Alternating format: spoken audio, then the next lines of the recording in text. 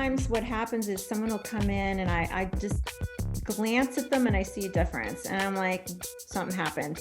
And it's not their expression or anything they said. I can tell by their skin something happened. And it could be, like a good thing or a bad thing. And usually if it's a bad thing, what happens is I see their skin is depleted. It looks dull, almost thinner, sallow, like it's lost its youthful plump. And then they'll start telling me all of a sudden, like they're left in the lurch, or their husband died unexpectedly, or something horrible, they lost their love. And vice versa. I'm talking to someone who I'm thinking, wow, their skin's looking good today, right? And all of a sudden they're engaged, they have a new love or something like that. And it's that love glow, right, that we talked about. And so I was thinking about it one day and I'm like, well, this isn't, estrogen and progesterone, which we talk about all the time at my office because we're, a lot of women my age, middle-aged, who are, going through all of those lovely changes. And that does affect your skin and it affects your hair, affects everything. But it goes beyond that. And I'm like, well, this is all love related. And then it struck me, well, this is oxytocin. This is the love hormone, right? Welcome to the Friends in Beauty podcast, a safe space for ambitious beauty industry creatives to have real talk, get real answers, and practical tools to grow their businesses. My name is Aquia Robinson, and I'm a makeup artist, beauty educator, and the creator of Friends in Beauty. I created Friends in Beauty to support like-minded creatives just like you on their quest to connect, network, and build genuine relationships within the beauty community. Join me every week as me and my special guests reveal the keys to success and longevity in the beauty industry, and most importantly, have fun while doing it. You ready? Hey, what's up? It's your best friend in beauty, Aquia Robinson. Welcome back to another episode of the Friends in Beauty podcast. I am so happy to have you here, and I hope you're listening to this episode in high spirits and in good health. Now, on this episode of the Friends in Beauty podcast, I welcome Dr. Nicole Hayre to the Friends in Beauty guest chair. Dr. Hayre is a graduate of the Massachusetts Institute of Technology and received her medical degree from the George Washington University School of Medicine and Health Sciences. In 2023, Dr. Hayre founded the Cosmetic Dermatology Center, which she developed into a successful boutique practice in McLean, Virginia. The center has consistently been awarded Best Dermatology Practice of Northern Virginia in Virginia Living Magazine. Dr. Hayre has brought her love of science and research to her practice and was eventually inspired to perform a pilot study that proved a clinical link between oxytocin, the love hormone, and the health and beauty of skin. This groundbreaking work caught the attention of the dermatology field and was featured as the lead article in the peer-reviewed Journal of Drugs in Dermatology in December 2020 and recognized to be one of the top stories in dermatology of 2021 by Dermatology Times. With this exciting revelation in mind, Dr. Hayre coined the Oxytocin social exchange system, which describes how humans' health responds in a positive way to connection and touch with others. She also created the Cutocin skincare line, formulated with a patent-pending botanical, which mimics the effects of oxytocin in the skin. Look, I don't think y'all ready for this one. I had such an amazing time talking to Dr. Hayre, and I'm blown away by this discovery that she's made and where she's going with it. In this interview, Dr. Hayre shares a snapshot of her career in the medical field, what led to her pilot study that uncovered the discovery of the effects of oxytocin on the skin, the science behind her Cutocin skincare line, the market research that she did to solidify her discovery, how oxytocin is linked to other facets of our health, exciting new tech in dermatology, and so much more. I hope you're ready to have your mind blown because my mind was certainly blown after this conversation. She also shared the link between human connection and the health of your skin, and I told her I was going to use it as a selling point for y'all to network more. So let's go ahead and jump into this conversation with Dr. Hayre, and if you prefer to watch our beautiful faces because Dr. Hayre is glowing, then tune in on YouTube. Enjoy. Welcome to the Friends in Beauty podcast, Dr. Hayre. Thank you so much. Thanks for having me today. I'm happy to be here. I am so excited to have you because I was just telling you, but I'll tell the Friends of Beauty audience. I always tell people if I would do it all again, if I could do it all again, because I did go to college and everything, I would just go ahead and just focus on being a dermatologist. So to have you here is just like, it's tickling me so much because I have so many questions for you about what you do and about your discovery, and it's going to be a good time. Thank you so much. I'm excited. Yes, and you look so beautiful. You're glowing. So. Thank you. It's Cutocin. It's the glow. Ooh, I love it. I love it. Okay, we're going to learn all about Cutocin today. Before we jump into the interview, I would love to start off with some icebreakers just to get us warmed up and so the Friends and Beauty audience can get to know you a little bit outside of what you do professionally. So the first one, Dr. Hayre, give us 3 random facts about you. 3 random facts. I don't know. I keep busy all the time. I just love to keep moving. I'm a very on-the-go person. I find it hard to just sit down and rest. Yeah. I love my family to death. I know most people know that who come to my office. I'm always talking about them. I'm so proud of my kids. And I don't know. I just love the state of Virginia. I love living here and getting to know everyone. And yeah. Okay. Next one, are you a dog person or a cat person? I'm a dog person. Yeah, we've always had dogs. I love them. And the funny thing is, when I was doing my research, it came up about how dogs can increase your oxytocin levels. So I thought, oh, okay, maybe that's part of the reason I love dogs. That is so cool. I like that. I love animals in general. I love dogs. I have a cat. I grew up with a cat for like 20 years, and then I found a kitten like 2 years ago. So she's been like ruling my life ever since. But I love animals in general. No, they're good, right? They're in general, they have such kind spirits. They do. I love her. Like, I feel so special when I come home and she's like all excited running around because I'm back. I'm like, oh, it's me. Well, I have these pod decks here that have like these random, sometimes crazy questions in them. This is a what the heck and a would you rather. Which one would you like? I have no idea. Do you want to do what the heck? What the heck? Let's do it. Let's do it. What the heck? Let me pull a random card for you. This is interesting. Let me see. That I already know the answer to that one. You probably say a dog. Okay, so this one says, what's the grossest thing you've ever seen someone do in public?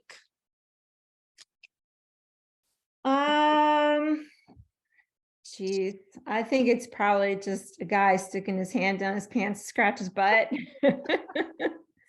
Nothing too bad. Yeah, I mean, that's bad, don't get me wrong, but no, I don't have anything too crazy on that one. Okay, good. Well, growing up in DC, I see all types of crazy stuff. I've definitely seen that before, and it's like, oh, okay. Yeah, like, guy, do you mind? Really? Yeah.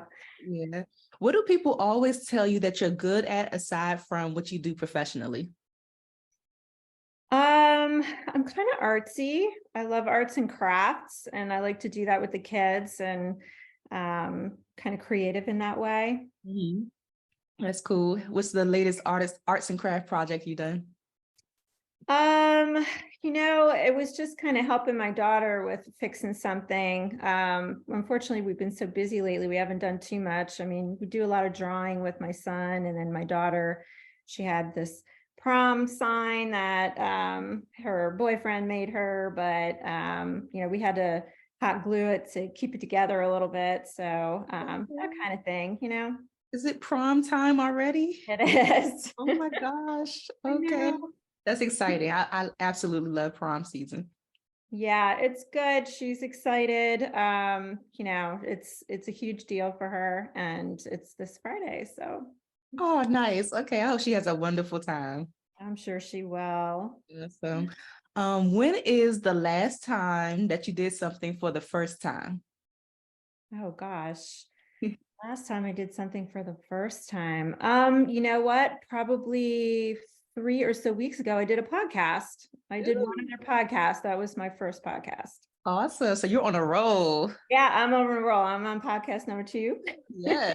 Okay. And more to come for Yeah. sure. Based off of what you're doing, a lot of people are going to want to talk to you. I hope so. I want to get the word out because it's so crazy cool. Yeah, yeah. And the last one, if you weren't the founder of the Cosmetic Dermatology Center, what else could you see yourself doing? Um, I think I would be in business somehow.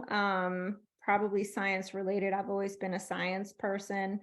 Um, I don't know. I don't know that I'd be in pharmaceuticals or bioengineering or something like that, but yeah. Okay, okay. So Dr. Hare, where are you from? Because you're in Virginia now, but where are you from, Virginia? No, I was born and raised in New Jersey.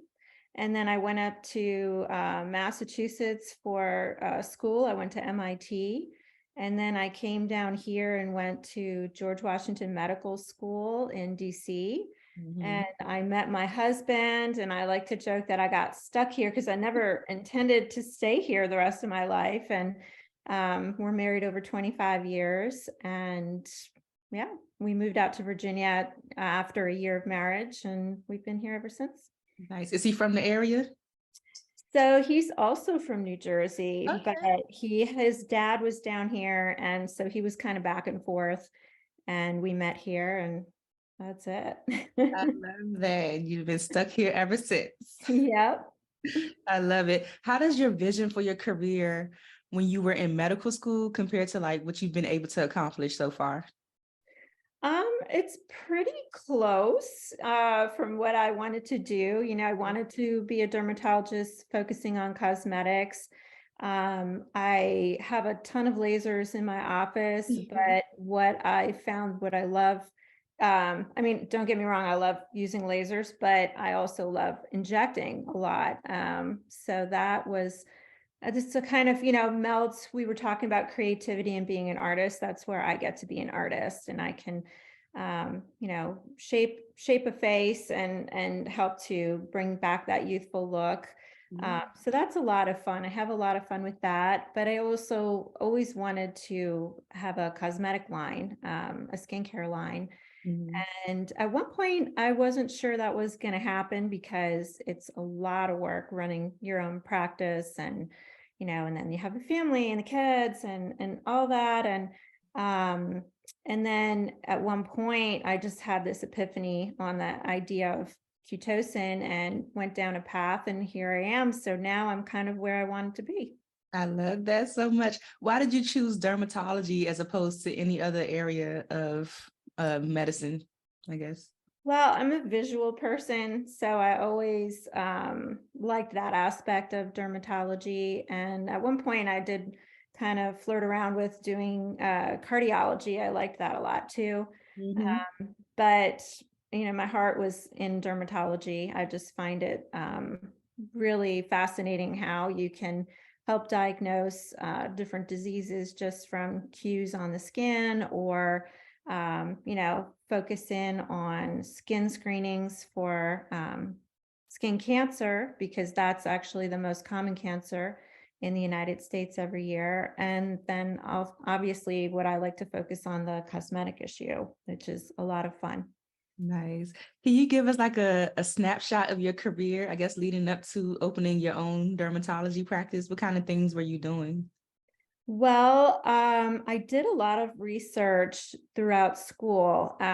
So as a student at MIT, I worked in a lab, in a molecular biology lab, and then in between, in the summer, sometimes I would work at a lab. I worked at Merck Pharmaceuticals, and I was on actually a pretty big project there where the lead wound up winning the Nobel Prize. So that was super cool. That's my 6 degrees of separation to the Nobel Prize. Yes. Um, and um, and then I also worked at the NIH under Francis Collins on the Human Genome Project a little bit in a summer. So I was in and out of molecular biology labs a lot, and I really enjoyed it.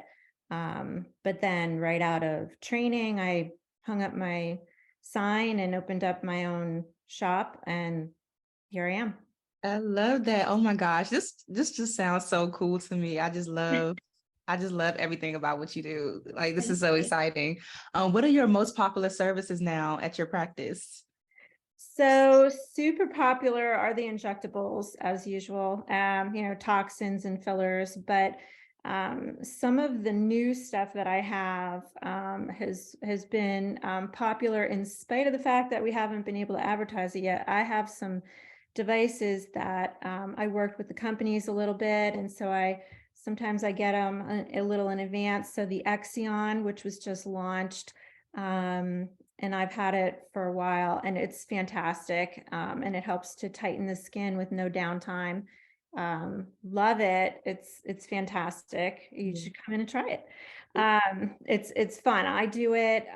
We have a face applicator and a body applicator. And part of what I did was worked on a study to show that it will reduce fat in the love handles. So it's a really, really nice device. And another one that I have, the Energet, which is a new way you can put filler in off label. So it puts the filler in without a needle. Wow. Yeah, it's really cool. So it really doesn't hurt much at all. I would say, because I've had it done, I do all these things too. So I had it done, and I would say it's like a 3 out of 10 for a pain scale of 10 was like the worst thing ever.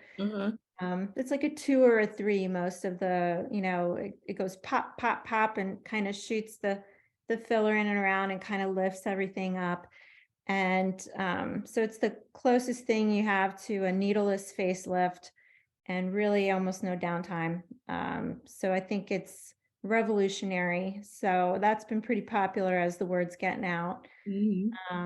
Body contouring is always popular, especially this time of year. People are looking ahead at summer trips and having to put on a bathing suit and all that. So, we have a lot of options in my office for body contouring. So yeah. Nice. I absolutely love that. I think, well, since I have you here, I have to ask you about like dark circles, because I know a lot of people, especially like my people of color, they suffer from like dark circles under their eyes. Is there anything that could be done about that?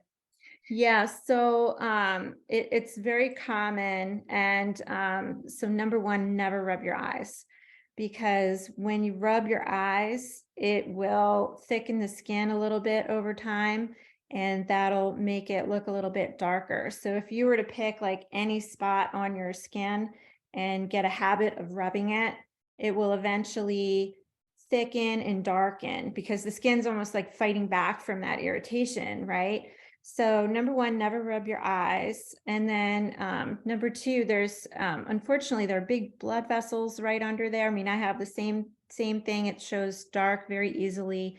And as the skin gets a little thinner as we get older, those blood vessels will show through a little bit more. So it's a little tough.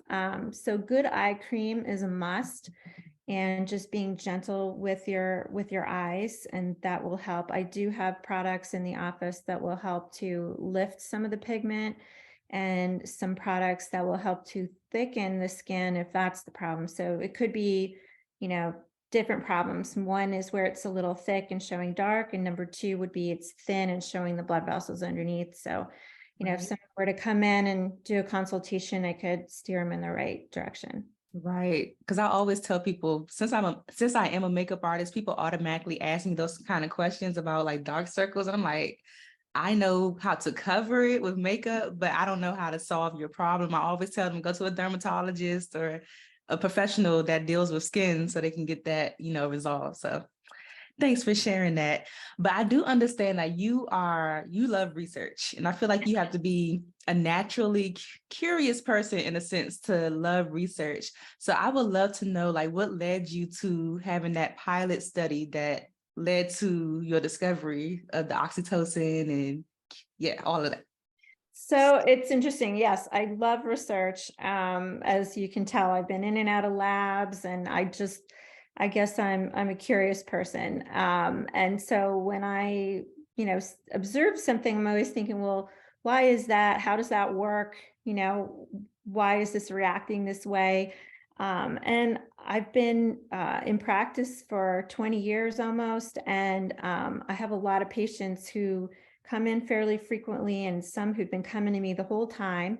and I get to know them. They're like friends, and, we chit chat. And sometimes what happens is someone will come in and I just glance at them and I see a difference. And I'm like, something happened. Mhm. And it's not their expression or anything they said. I can tell by their skin something happened. And it could be, like a good thing or a bad thing. And usually, if it's a bad thing, what happens is I see their skin is depleted. It looks dull, almost thin or sallow, like it's lost its youthful plump. Wow. And then they'll start telling me all of a sudden, like they're left in the lurch, or their husband died unexpectedly, or something horrible. They Yeah. lost their love. And vice versa. I'm talking to someone who I'm thinking, wow, their skin's looking good today, right? And all of a sudden they're engaged. They have a new love or something like that. And it's that love glow, right, that we talk about. And so I was thinking about it one day, and I'm like, well, this isn't, estrogen and progesterone, which we talk about all the time at my office, because we're, a lot of women my age, middle aged, who are, going through all of those lovely changes. And that does affect your skin, and it affects your hair, affects everything. But it goes beyond that. And I'm like, well, this is all love related. And then it struck me, well, this is oxytocin. This is the love hormone, right? So, in the past, we always thought oxytocin is just for birthing and nursing, and it's produced when someone has intercourse and makes them feel great. Mhm. Okay, and that's all we thought it did, right? We kind of had it categorized that way in medicine. Um, but I was like, there's something here, right? Yeah. So I dug into it, and I figured out that in order for me to figure out how much oxytocin someone has, they had to collect their urine for 24 hours, and we had to ship it out to a lab. And so what I did was I recruited some women to do a pilot study, and they had their picture taken, and they did some surveys. I wanted to know how much sun did they have in their lifetime, what their habits were, that kind of thing. And then for the photos, what we did was used a standardized rating system. So it would go through and say, well, does this person have no lines, fine lines, deep lines, that kind of thing, and it would get a score. And then do they have milia, those little tiny hard bumps, Mhm. non-present, that kind of thing. So you get this rating score. And the good thing about it was it usually correlates with your age. So if you're 40 and you score 40, you're on target. If you're 40 and you score 30, you look really young. If you're 40 and you score 50, I like to say you need to come to my office. So we looked at this snapshot in time, right? What can I see? What do these women look like for their age? And what is their oxytocin, right? And it blew me away, because it was right there in the data. There was this linear correlation. The higher the oxytocin level they had, the better they looked for their age. And then when I looked at, and then I was like, well, hold on a minute. Maybe these people coincidentally didn't go in the sun a lot, right? Maybe these were the people who grew up north and were never outside and that kind of thing. Nope, it was the opposite. Actually, the woman who had the highest oxytocin level and looked the best, she had a lot of sun exposure in her life, grew up down south, was at the beach all the time, that kind of thing. So I was blown away at the data. And I remember sitting in my office, hiding in my office on the weekend from the kids so I could think and figure this out and write this up for a journal. And I was just sitting there going, wow, this is crazy. Like, no one's talked about this. No one has brought this up. This is important. And then I was sitting there thinking, well, why is the body doing this? Right. So my whys continued. Why is this happening? What's causing it? And then why is the body doing this? Yeah. Because the body doesn't waste energy, right? It's an efficient machine, if you will, right? So I'm sitting there thinking about it, and I'm like, well, why would the body shut off a destructive pathway in your skin so that you look more youthful and pretty, right? Seems a little frivolous. And then I realized this is a social system. This is a social system ingrained in our body. And so I looked into the medical literature and I found that there's preliminary research in every system in the body where oxytocin has a positive effect. It protects your lungs. It's Mm. it's in your neurologic system, in your GI system, every system in your body, there's preliminary research showing a positive effect. So it's not just your skin. So then I was like, well, oh my gosh, this is definitely a social system in your body. So I call it the oxytocin social exchange system. And the way it works is the more social you are, right? The more oxytocin you're going to have. The better you're going to look, the better you're going to feel, the healthier you're going to be. You're going to be more vibrant, more youthful, right? And that usually attracts more attention from other people. So Mm. it's this positive feedback loop that keeps working on itself, right? And so if you think about it, when, man was primitive and, we didn't have um, homes and buildings and cars and all this, and maybe we were living in caves, like who's going to survive? It's the people who are social. It's the people who interact with one another in a positive manner, right? And so I think this has been here all along and no one has been talking about it. So I'm super excited because it's not only showing us something new in dermatology, but I think in medicine in general that, we really do need to put the phones down and interact with one another face to face more than we do now. It's gotten really bad. Yeah. And, even coming through the pandemic when people couldn't interact on a normal level and you couldn't see someone's face and all, it wasn't the same, right? Even if you could talk to your friend, it wasn't the same as like seeing them face to face, giving them a hug, that kind of thing. And so I really think it's important and we need it. And so I've just been talking a lot about oxytocin lately and taking time out to interact with your loved ones and get a good hug and that kind of thing. And you know what? The day goes a lot better when that happens. This is completely blowing my mind. My wheels are like turning over here because first of all, the score, I think I'm scoring like a 20 something because I'm in my 30s, but I look at my 20s. You look But great. thank you. But wow, just the social aspect of it, because I'm just thinking about my friends in beauty, because Friends in Beauty was built off of networking. Like I just love networking. I love interacting with people. And I feel like this is a good selling point for my Friends in Beauty. Like if you want to stay youthful, then we need to have those interactions to boost that oxytocin so we can look young Exactly. forever. I love that. Yeah, and oxytocin goes up not just with what we used to think, right? With intercourse, nursing, birthing.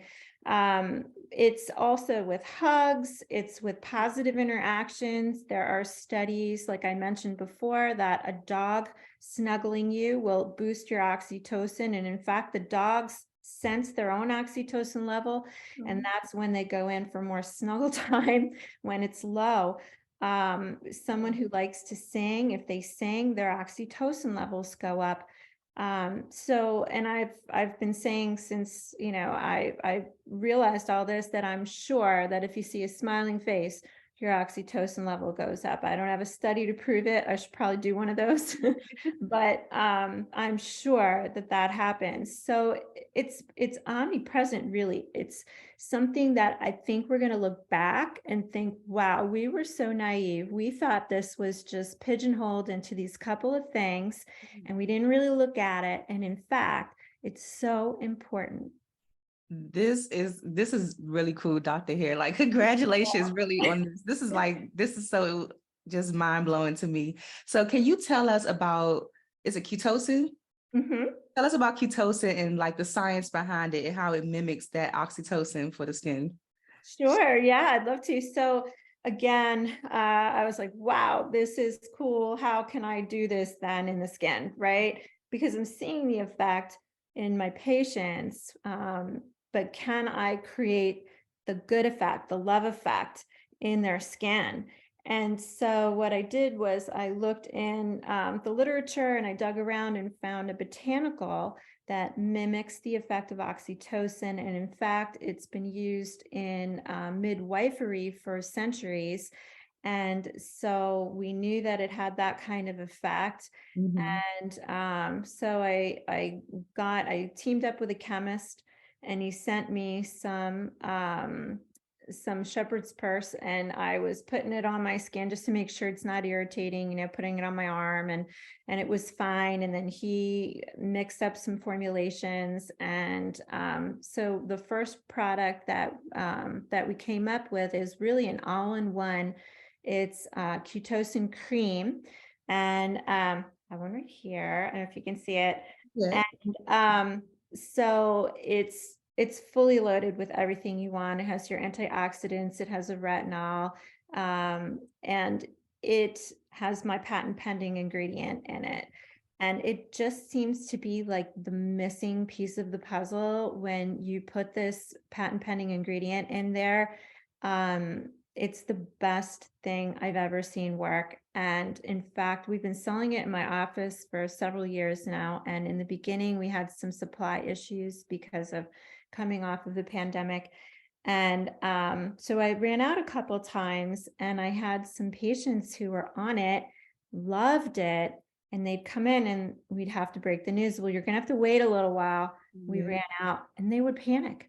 I mean, like, it was like sheer panic. Like, what do you mean I can't buy it? But I need it. Yeah. Like, and we were like, I'm really sorry, but it's going to be a little while. And then when it would come in, they would literally buy 3 at a time to Mhm. make sure they didn't run out. And, I've sold creams like this over the years in my office where it's fully loaded, antioxidants, peptides, retinol, all that stuff that's in the cream here with Cutocin.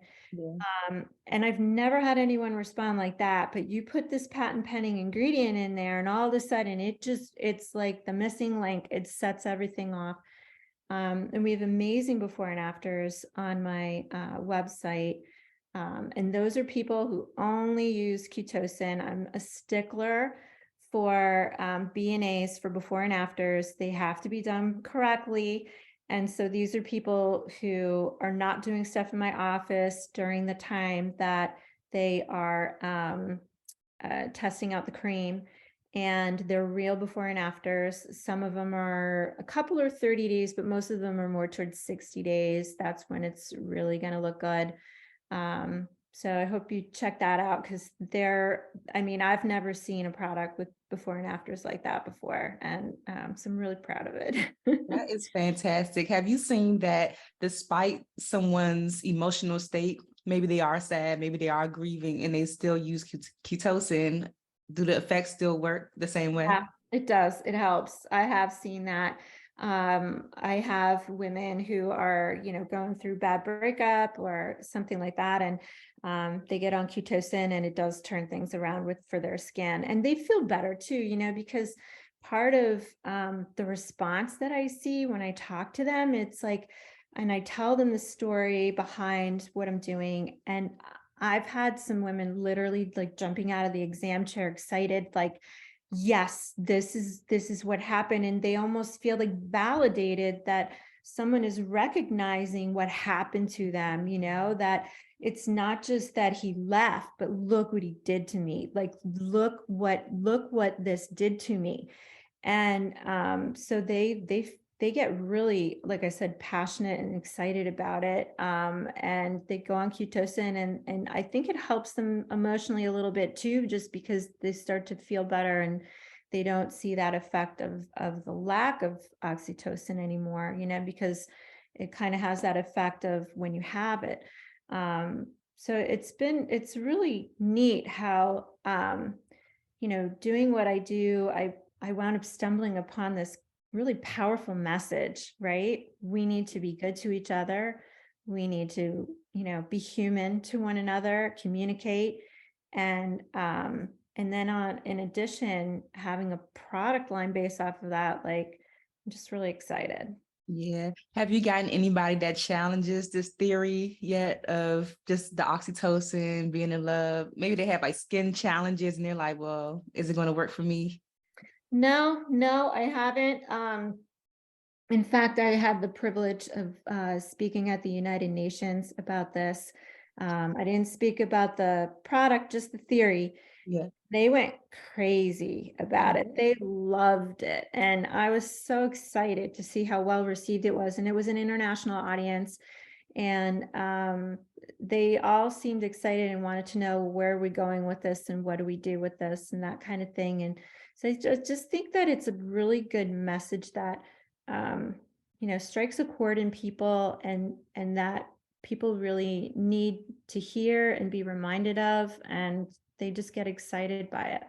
Yeah, because I feel like just the theory alone, like we need to spread more love at the end of the Yeah. day. Yeah, well, and in fact, on the medical side, Dermatology Times named my research one of the top stories of 2021. So it's been really well received. I'm very proud of it, to be honest. That's really cool. How long did the product development process take from the time you realized that you had something, you were onto something and you started testing it out in the lab? How long was that process before you were able to bring your products to the market? I would say it was about 6 to 9 months Okay. that we had product in the office. We played around with the formula a little bit.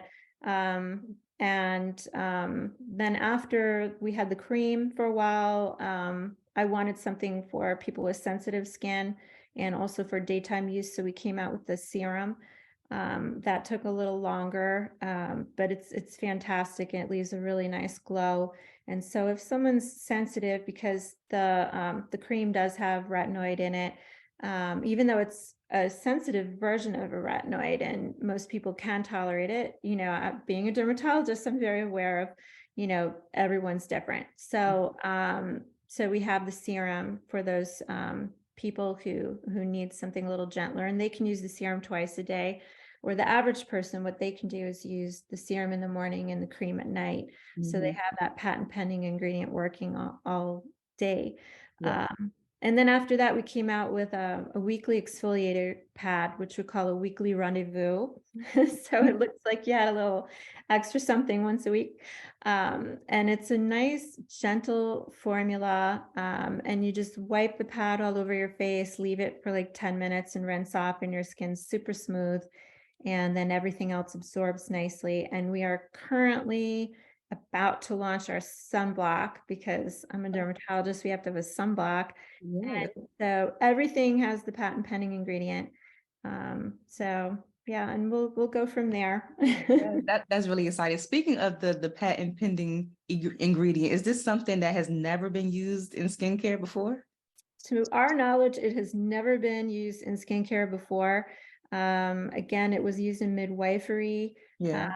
but never in a skincare product like this.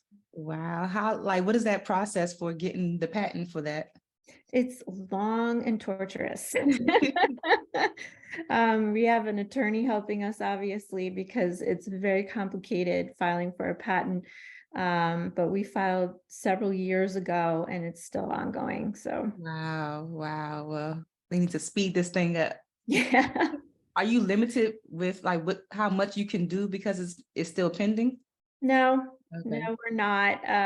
We're pretty confident and we're okay to use it, but this keeps other people from using it. Oh, got you, got you. How does it make you feel that you discovered something so innovative? Because there's so many skincare brands on the market, but this is truly like game changing.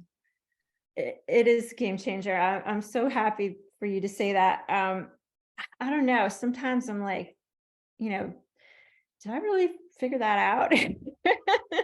It's kind of crazy. I'm excited about it. I'm excited on multiple levels, like that I have something that's truly different, Mm. right? And that's part of the reason why at one point I was thinking, well, my dream of having a skincare line isn't really coming together because all these skincare lines that are out there, they're very similar when you look at them. And but this is truly different. And so I'm very proud of that.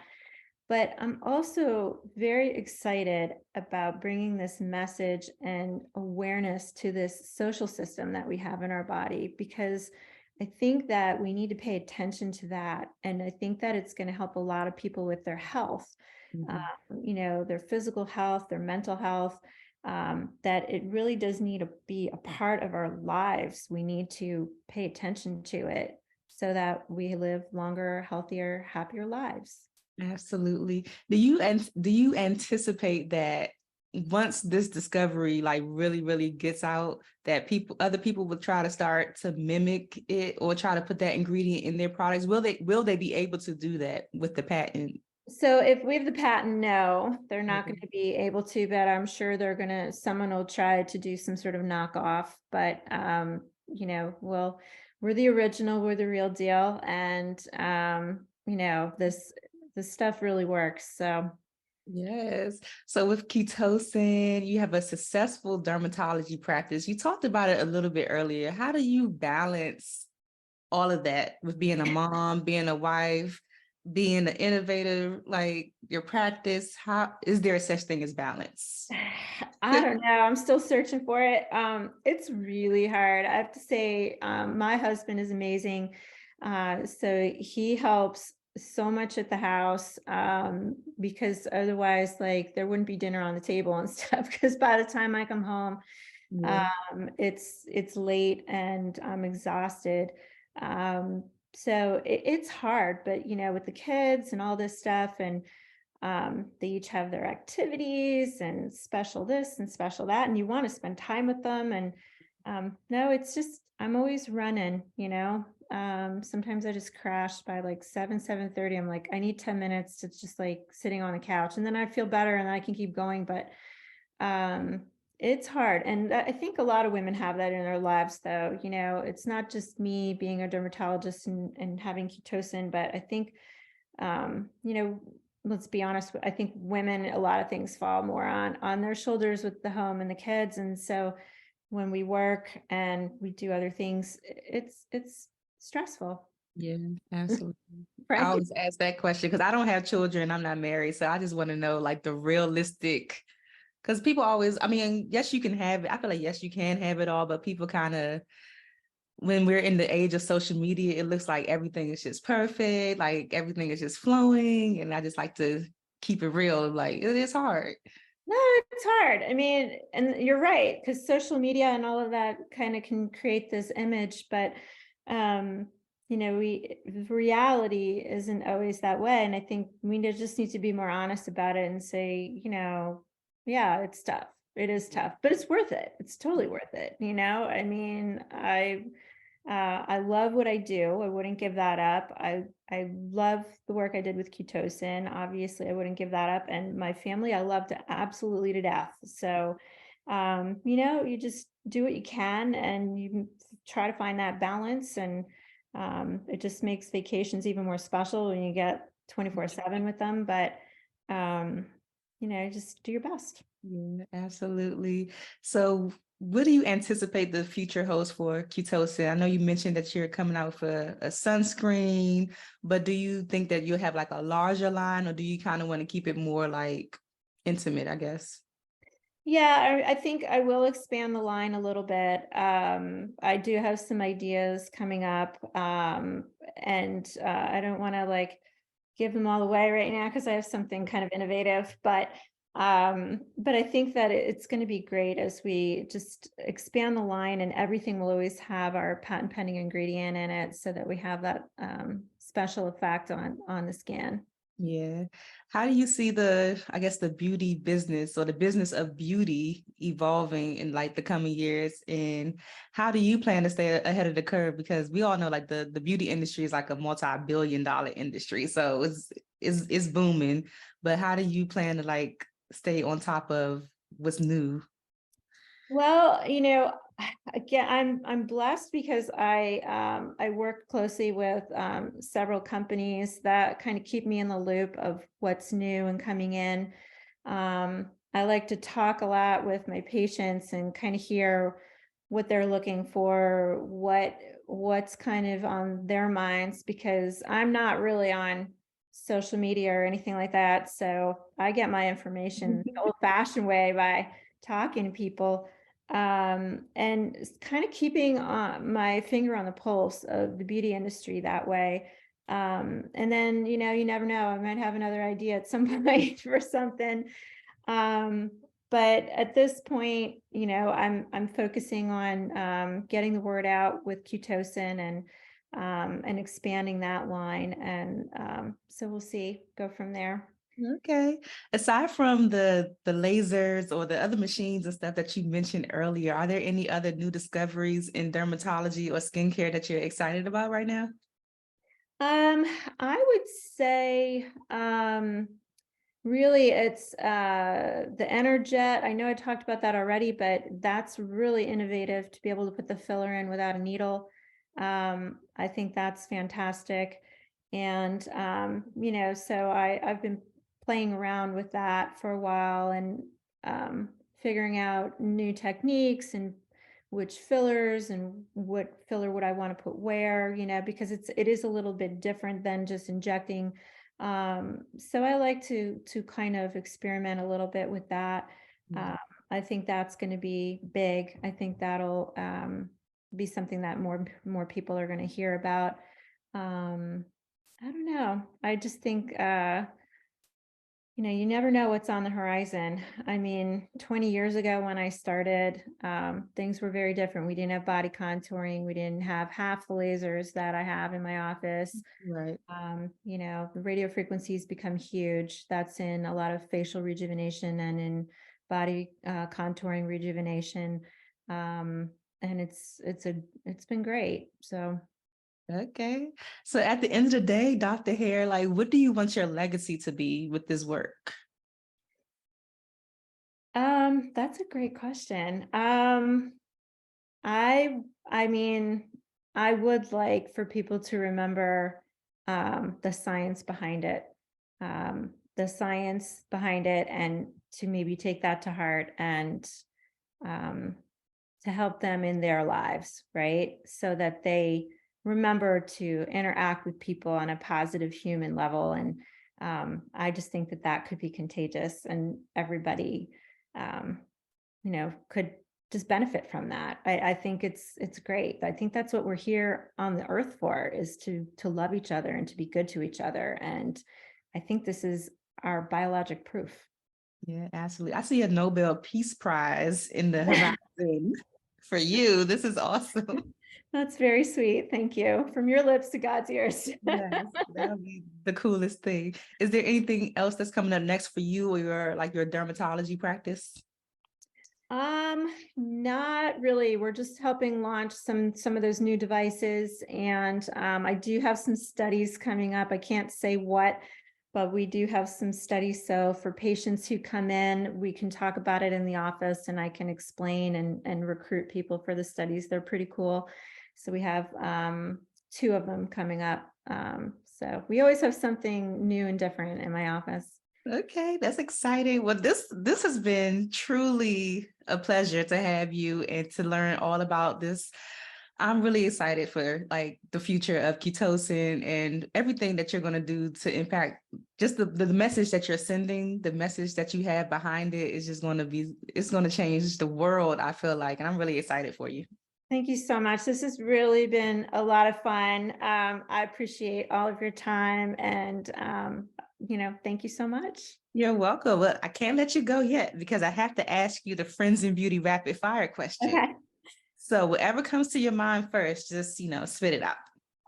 So the first one is, what are the top 3 keys to your success so far? Persistence, innovation, and oh, you know what? My husband always being behind me, and pushing me forward. That's so sweet. How do you measure your success? Hmm. Um, it's okay. This is going to be funny. It's going to be by being able to spend a really nice vacation with my family, being able to to do that. That's one of my favorite things. Absolutely. What's the best advice you've ever received, or just a piece of advice that's always stuck with you? Um, people say, "Oh, things can always be worse." Sometimes if I'm down and things are, it's a rough day or whatever, you have to remind yourself of that.